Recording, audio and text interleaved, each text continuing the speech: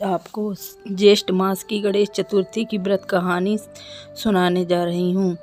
पार्वती जी ने पूछा कि हे पुत्र, ज्येष्ठ मास की चतुर्थी का किस प्रकार पूजन करना चाहिए? इस महीने के गणेश जी का क्या नाम है? भोजन के रूप में कौन सा पदार्थ ग्रहण करना चाहिए? इसकी विधि का आप संक्षेप में वर्णन कीजिए। गणेश जी ने कहा कि हे माता, ज्येष्ठ कृष्ण चतुर्थी सौभाग्य एवं पति प्रदायिनी है। इस दिन आखू मूसक रथा नामक गणेश जी की पूजा भक्ति पूर्वक करनी चाहिए। इस दिन घी निर्मित भोज्य पदार्थ अर्थात हलवा, लड्डू, पूड़ी आदि बनाकर गणेश जी को अर्पित करें।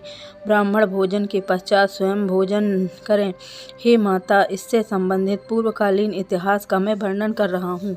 पूजन और व्रत की विधि जो पुराण में वर्णित है उसे सुनिए। सतयुग में 100 यज्ञ करने वाले पृथ्वी नामक राजा हुए। उनके राज्य के अंतर्गत दयादेव नामक एक ब्राह्मण रहते थे। वे वेदों में निष्पात। उनके 4 पुत्र थे। पिता ने अपने पुत्रों का विवाह गृहसूत्र के वैदिक विधान के अनुसार कर दिया। उन 4 बहुओं में बड़ी बहू अपनी सास से कहने लगी कि हे सासू जी, मैं बचपन से ही संकटनाशक गणेश चतुर्थी का व्रत करती आई हूँ। मैंने पितृगृह में भी यह शुभदायक व्रत को किया। अतः हे कल्याणी, आप मुझे यहाँ व्रतानुष्ठान करने की अनुमति प्रदान करें। पुत्र वधू की बात सुनकर उसने ससुर से कहा कि हे बहू, तुम सभी बहुओं में श्रेष्ठ और बड़ी हो। तुम्हें किसी प्रकार का कष्ट नहीं है और ना तो तुम भिक्षुणी हो।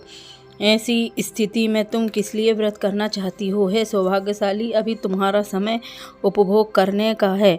ये गणेश जी कौन है जिनका तुम व्रत करना चाहती हो? फिर तुम्हें करना ही क्या है? कुछ समय के पश्चात बड़ी बहू गर्भिणी हो गई। 10 महीने के बाद उसने सुंदर बालक का प्रसव किया। उसकी सास बराबर बहू को व्रत करने का निषेध करने लगी और व्रत छोड़ने के लिए बहू को बाध्य करने लगी। व्रत भंग होने के फलस्वरूप गणेश जी कुछ दिनों में कुपित हो गए और विवाह काल में वर वधू के सुमंगली के समय उसके पुत्र का अपहरण कर लिया। इस अनहोनी घटना से मंडप में खलबली मच गई। सब लोग व्याकुल होकर कहने लगे, लड़का कहाँ गया? किसने अपहरण कर लिया? बारातियों द्वारा ऐसा समाचार पाकर उसके माता और ससुर दयादेव रो रो कर कहने लगे, हे ससुर जी, आपने मेरे गणेश चतुर्थी व्रत को छुड़वा दिया है, जिसके फलस्वरूप ही मेरा पुत्र विलुप्त गायब हो गया। पुत्र वधू के मुख से ऐसी बात सुनकर ब्राह्मण दयादेव बहुत ही दुखी हुए। साथ ही नई पुत्र वधू भी दुखित हुई। पति के लिए दुखित पुत्र वधू प्रतिमा संकट गणेश चतुर्थी का व्रत करने लगी। एक समय की बात है, एक वेदज्ञ और दुर्बल ब्राह्मण भिक्षाटन के लिए इस मधुर भाषिणी के घर आया। ब्राह्मण ने कहा कि हे बेटी, मुझे भिक्षा स्वरूप इतना भोजन दो कि मेरी क्षुधा शांत हो जाए।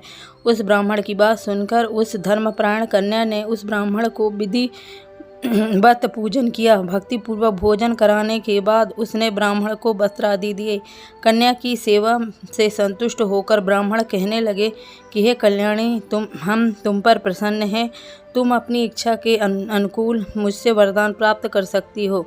मैं ब्राह्मण वेशधारी गणेश हूँ और तुम्हारी प्रीति के कारण आया हूँ। ब्राह्मण की बात सुनकर कन्या हाथ जोड़कर निवेदन करने लगी कि हे विघ्नेश्वर, यदि आप प्रसन्न हैं तो मुझे मेरे पति के दर्शन करा दीजिए। कन्या की बात सुनकर गणेश जी ने उससे कहा, हे सुंदर विचार वाली, जो तुम चाहती हो वही होगा।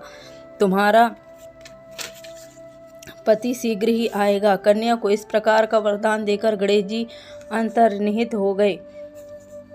उसी समय की बात है, सोम शर्मा नामक ब्राह्मण एक वन में से उस द्विज बालक को नगर में लाए। अपने पुत्र को देखकर दयादेव नामक ब्राह्मण बहुत प्रसन्न हुआ। बालक की माता के हर्ष की कोई सीमा ही नहीं रही।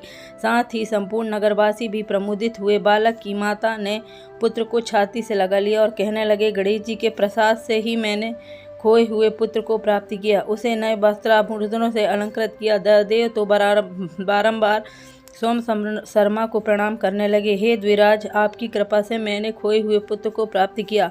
खोया हुआ बालक घर में आ गया। सोम शर्मा को सुस्वादी भोजन कराकर धोती दुपट्टा से विभूषित करके गोदान दिया। फिर से मंडप का निर्माण करके विधिपूर्वक वैवाहिक कार्य संपन्न किया। इससे सभी पुरवासी प्रसन्न हुए। वह भाग्यशाली कन्या अपने पति को पाकर धन्य हो उठी। ज्येष्ठ मास के कृष्ण पक्ष की चतुर्थी मनुष्यों के मनोरथ को पूर्ण करती है। इस दिन नर नारियों को एकदंत गणेश जी की पूजा करनी चाहिए। हे देवी, पूर्व कथित रीति से भक्ति पूर्वक जो व्यक्ति इस व्रत एवं पूजन को करेंगे उनकी संपूर्ण इच्छाएं पूरी होंगी। श्री कृष्ण जी कहते हैं कि हे राजेंद्र युधिष्ठिर, भगवान गणेश जी के व्रत का ऐसा ही महात्म्य है।